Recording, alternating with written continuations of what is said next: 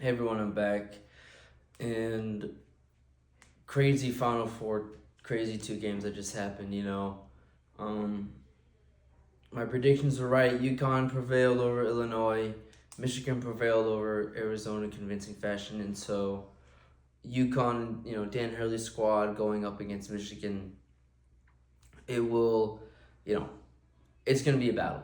And because on the other side of it, you have Michigan, who from the jump was just the better team, more physical. They showed more effort. I guess in the singular game, they were better coached. They had a better game plan, and they just tore Arizona apart. And for Arizona, it really was just they could not. It wasn't just Michigan's offense; it was their defense stifling and completely stopping Arizona's offense. Bradley couldn't get going, and Bradley was the Big 12 Player of the Year. So when he's not going, he's kind of the engine that drives Arizona. So when he's not getting started, it was tough. Just overall rough game from the start. Um, and I said it before. I thought whoever won the Michigan Arizona game was going to win the national championship, and I'm going to stick with that. I actually thought Illinois was the better team, but just UConn really had the edge in coaching and experience, and it really showed. They never when Illinois came was trying to come back, and Illinois did come back. They got it to within 10. UConn didn't waver. They stayed poised. They stuck to their game. There's the Caravan led the way. Reed kind of got involved towards the end. Solo Ball made big shots throughout the course of the game. And yeah, UConn just the experience really showed. And for Illinois, it was just they couldn't get a stop when they needed to, and then when they did, they just couldn't convert the 2-for-1s on the other side of the court. So, I think I think this was kind of an inevitable game, an inevitable result, but but you know, hats off to Illinois for getting this far. I didn't have them getting this far. I had them losing two games before. Um, but yeah, Brad Underwood is a great coach. That Illinois team was very good. They just didn't have the kind of it was really just the lack of experience that was their downfall. He's very athletic. He's a great player. And then you have Elliot Cadeau, who is a guard, skillful, leader, can shoot the ball. I just don't see any holes in this Michigan team. I really don't. The only hole I could possibly think of is the same as Illinois, and that's just lack of experience.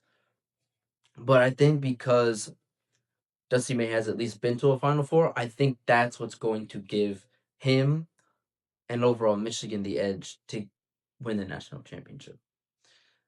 And unlike any opponent UConn has faced yet, Michigan's the only team that athletically can can hang with them. UConn has Reed, Michigan has Mara, UConn has Caravan, Michigan has Lindenborg, uh, UConn has Solo Ball, Michigan has Ellie Cadeau. So they both have their three biggest stars are a center, a forward, and a guard. The biggest questions now going into today or tonight is that Solo Ball's dealing with an injury and Lindenborg's dealing with an injury. So looking forward to the last game tonight between UConn and Michigan. I just think I know UConn has more experience, but Michigan also was coached by a guy, Dusty May, who has been to the Final Four before with a mid-major team in Florida Atlantic. And I will die on this hill, but I am convinced, I was and still am convinced that had Jerome Butler not made the game winning shot against FAU in the Final Four game in 2023, I am so certain that FAU was going to go on and beat UConn somehow. That's how well FAU was playing as a team. They had the size, they had the guard skills, they had the leadership of a guard, they had the size and defense of a big, and they had the athleticism of a wing. They had it all. They really did. And so I think because Dusty May was there before and he's climbed that mountain of getting to the national championship game, with this squad that he has, with the size, right? The defense with Mara, and then Mara offensively is a really athletic big.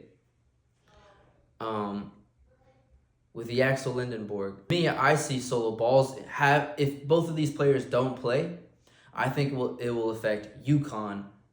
I think Solo Ball potentially being out of the game is going to be more impactful and detrimental to UConn than if Lindenborg was out for Michigan. So again, I think Michigan's going to win.